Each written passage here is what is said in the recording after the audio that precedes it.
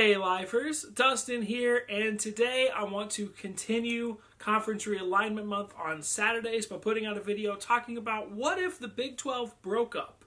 What would actually happen? What other conferences could some of these teams go to? And what would the college football landscape look like? And as we're going through this video, please make sure to let me know down below what you think about where these teams can go, where they should go, and if the Big 12 actually will ever break up. Now, when going through this, I am assuming that there are certain teams that are paired together. I assume that Oklahoma won't go anywhere, that Texas won't go, or that Oklahoma State won't go, Texas won't go anywhere, Texas Tech isn't going to go, and Kansas State are locked together. But I could be wrong, so I just kind of wanted to go into this a little bit. I do want to let it be known at the top, I don't hate any of these teams. I really don't. So my evaluation on if they're good enough to go somewhere is not based on any kind of vitriol or love. It's just kind of an objective look. I also pulled up the 2015-2016 U.S. News and World Report rankings for all these schools to kind of just talk about that a little bit, because some conferences like the Big Ten, tend to focus more on academics than teams and conferences like the SEC, though the SEC has wanted to do that more with A&M and Missouri. We'll see. First, let's start with Baylor. Now, the Bears are in kind of a tricky situation. So, in recent years, they've done very well in football, very well in basketball, but they're in a smaller market in Waco, and to be honest, they're having a heck of a time trying to rebuild their reputation.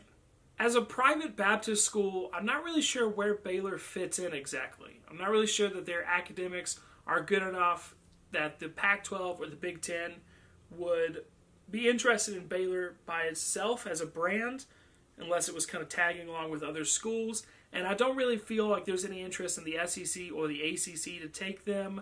So I think their best bet is probably to tag along with the other Texas schools to the Pac-16, and yeesh. Remember, Texas allegedly was trying to push Colorado out of joining the Pac-10 in order to get Baylor in there instead, and that fell through, so I'm not exactly sure. Next up, we have Iowa State, who I actually believe that the Cyclones would fit very nicely into the Big Ten.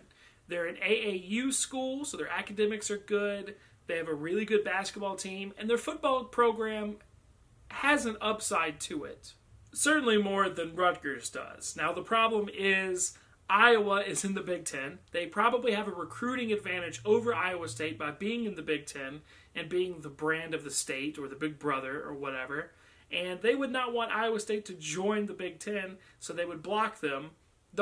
For the record, I don't know what that means. I don't know why, if 13 teams in the Big Ten want Iowa State for some reason to join, why Iowa could block them and be 13-1. Who cares? I guess it has to be unanimous, but I always thought it had to be 3/4 of the schools. Whatever. But Iowa potentially could block Iowa State from joining, and that might leave them out for the ACC. Believe it or not, the Atlantic Coast Conference might get into Iowa. I mean, they're already in Indiana and Kentucky, which are not Atlantic states. They may move in to Iowa to try to get the Cyclones for the exact same reason. Good at academics, good at basketball, and they have a decent football program that I really do believe has an upside.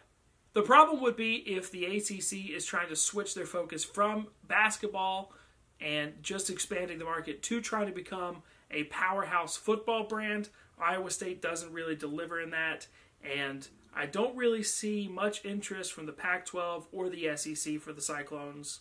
Next up, we have the Kansas Jayhawks. Now, their football program is, let's be honest, is basically garbage. They don't have a very storied history, at least not in recent history, but their academics and their basketball program are top-notch. A lot like Iowa State. For those reasons, I think they would be a very attractive option for the Big Ten and the ACC, though I think they fit in better with the Big Ten. The problem would be, could they leave Kansas State? The ACC would desperately want Kansas. If the ACC had North Carolina, Duke, Kansas, Louisville, Pittsburgh, Syracuse, I mean, they would be the basketball conference of all basketball conferences. It's just if both of those conferences would rather have a great basketball team and a not great football team, or if football is too big of a drag to keep them from joining the conference. We've already seen from the Big Ten with Rutgers that they don't really care if you're great at football. So I kind of think Kansas's best option is with the Big Ten. The SEC is too football heavy to ever be interested in Kansas, and I don't really see much interest from the Pac-12. Kansas State, unfortunately, is, while they're much better at football, they're not as attractive as an entire option as Kansas is. So I think Kansas State's best bet is to try to get a Kansas and Kansas State to be a package deal, the entire Sunflower State at one time, to go to a conference. And I don't know, would Kansas be willing to turn down a better opportunity because the conference wouldn't want Kansas State in there? I'm not sure. I don't see the ACC or the Pac-12 being interested. Their academics are in the bottom half of the Big 12, so I'm not sure that the Big 10 would really want them. I do think that if the SEC misses Texas and Oklahoma and decides to move, there's a chance that they could invite Kansas State, and then you could have a nice little Big 10 SEC rivalry with Kansas and the Wildcats, but who knows. Next up, we have the Oklahoma Sooners. Now, I'm under the impression that Oklahoma can go to any conference they want to. Their academics are not quite there. They're not an AAU member, which may make the Big Ten not want to take them, but the Pac-12 obviously would want them. They were in talks a couple of years ago to go there. The SEC would desperately want Oklahoma. I mean, nothing would make the SEC happier than to have Oklahoma under their belts. The ACC obviously wants Oklahoma, but I don't see why they would join there. I think they would try to stay with Texas, but what if Texas wanted to go to the Pac-12 and the SEC comes calling? I don't really know. Oklahoma State, on their own as a brand, they're probably not very attractive to a whole lot of other conferences. I think their best bet is to, like Kansas State, to tag along with Oklahoma and go wherever the Sooners go. The SEC may be interested if Oklahoma and Texas bolt for the Pac-12, but I personally, I don't know. You should probably stick together. As far as a football program goes, TCU would be a great addition to either the Pac-12 as part of a package deal with the other Texas schools, or to the SEC. Now, Texas A&M may not exactly want the Horned Frogs in their conference. TCU was number 82 in the nation in academics ranked by U.S. World News and Report last year to the 2015-2016 season. I don't think that's going to quite cut it for the Big Ten. They're also not an AAU member. And I don't really know if the ACC would be willing to jump all the way out to Texas to grab a school. So TCU should probably stick with the other Texas schools. The Texas Longhorns is kind of the crown jewel of the Big 12. It's kind of considered their conference, and they can go anywhere they want to. It's just a matter of the Longhorn Network. That's a sticking point for a lot of conferences and a lot of schools in those conferences, that Texas gets an unfair advantage in recruiting and gets extra money that the other schools don't get a part of or as big of a part of. So that's certainly a sticking point when trying to figure out another conference. They are an AAU member, so their academics is there. They have one of the most historic and legacy-rich football programs, and they're really good at basketball. Kevin Durant obviously came from Texas. That they have good basketball programs, not to mention all of the other sports that Texas offers. I don't see why Texas would ever want to go to the ACC, so I think it's the SEC, the Pac-12, and the Big Ten. Which of those conferences would be willing to allow the Longhorn Network to continue by itself? That would probably be the determining factor here. Honestly, I think it's between the SEC and the Pac-12. Did I say Pac-10 a minute ago? It's between the Pac-12 and the SEC, and I think the Pac-12 wants it more than the SEC does. The SEC has their own network with ESPN, which could fit nicely with the Longhorn Network, but I don't know. It's kind of a tricky situation. Texas Tech is probably in the exact same position that Oklahoma State is with Oklahoma. By themselves, they're probably not going to be the most attractive offer out there, but they would be a fantastic addition in a package deal.